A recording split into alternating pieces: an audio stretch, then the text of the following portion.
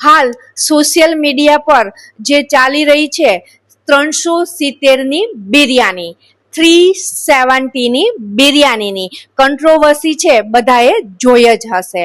પણ મને વધુ પ્રનીત મોરે કરતા પણ ઇન્ટરેસ્ટિંગ વાત એ લાગે છે કે કોઈ વ્યક્તિ આપણી ઉપર જ્યારે પૈસા ખર્ચે છે તો શું એને સામેવાળી વ્યક્તિને એક્સપેક્ટેશન વધી જાય છે, ગિફ્ટ, ડિનર, ટાઈમ, એટેન્શન. તો આજે આપણે એ સોશિયલ મીડિયાની કંટ્રોવર્સીની વાત નથી કરવાની, પણ માણસની જે સાયકોલોજી છે એની આજ આપણે વાત કરવાની છે. જે આપણી એન્ટાઇટલમેન્ટ સાયકોલોજી છે એ માણસને એવું લાગે છે, લોકોને એવું લાગે છે કે મેં આટલું કર્યું એના બદલામાં મારે રિટર્ન જોઈએ જ. માણસે, આપણે લોકોએ જે આપણું રિલેશનશીપ છે એને આપણે એક ટ્રાન્ઝેક્શન બનાવી દીધું છે કે મેં મેસેજ કર્યો તો મારે રિપ્લાય જોઈએ જ, મેં ગિફ્ટ આપી છે તો મારે એટેન્શન જોઈએ જ. માણસની, લોકોની સાયકોલોજી એવી હોય છે કે એને આપણે લવ વર્સિસ ટ્રાન્ઝેક્શન બનાવી દીધું છે. લવ, પ્રેમ, હું પ્રેમ કરું છું, મારે આપવું છે એટલે હું આપું છું. અને જ્યારે ટ્રાન્ઝેક્શન, કે હું જ્યારે કંઈ આપું છું તો રિટર્નમાં મારે કંઈક જોઈએ.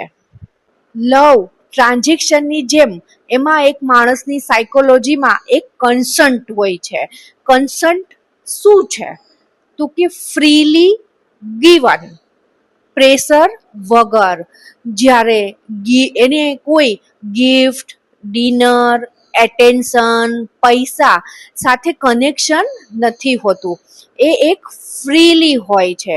અને જે કન્સન્ટ છે એ હંમેશા પરમેનન્ટ નથી હોતું, માણસની જે કરંટ સિચ્યુએશન છે એની ઉપર હોય છે, અને માણસની એક કરંટ ચોઈસ હોય છે. આ કંટ્રોવર્સી ફાલતુ જોક માટે વાયરલ નથી થઈ, એટલા માટે વાયરલ થઈ છે કે લોકોને પાસ્ટના પોતાના જે ડેટિંગ એક્સપિરિયન્સ છે એ યાદ આવી ગયા. આ વિડીયોમાં ધીમે ધીમે આપણે વાત કરતા કરતા આપણે એ પણ ડિસ્કસ કરી નાખ્યું કન્સન્ટ, એન્ટરટેનમેન્ટ, અને છેલ્લે લાસ્ટમાં અહીંયા સુધી પહોંચી ગયા કે લોકોને ડેટિંગમાં શું એક્સપેક્ટેશન હોય છે. લોકોની સાયકોલોજીનું એક ડાર્ક ટ્રુથ છે કે લોકોને પ્રેમ નથી જોતો, વેલિડેશન જોઈ છે, કનેક્શન નથી જોતું, એ લોકોને રિટર્ન ઓફ ઇન્વેસ્ટમેન્ટ જોઈએ છે. અને અહીંથી જ સાચી એક રિલેશનશીપની, ડેટની, જે કયો એ બધા પ્રોબ્લેમ છે અહીંથી જ સ્ટાર્ટ થાય છે. ક્વેશ્ચન 370ની બિરયાનીનો નથી, ક્વેશ્ચન એ છે કે જ્યારે તમે બીજા લોકો પાછળ કંઈક કરો છો તો શું તમે એની ચોઈસના માલિક બની ગયા છો? તો જો અંદરથી જવાબ જ્યારે ના આવે તો તમે કન્સન્ટ બરોબર સમજી ગયા છો, અને જ્યારે અંદરથી જવાબ હા આવે તો પ્રોબ્લેમ કંટ્રોવર્સીનો નથી, પ્રોબ્લેમ તમારી સાયકોલોજીકલ એરરનો છે.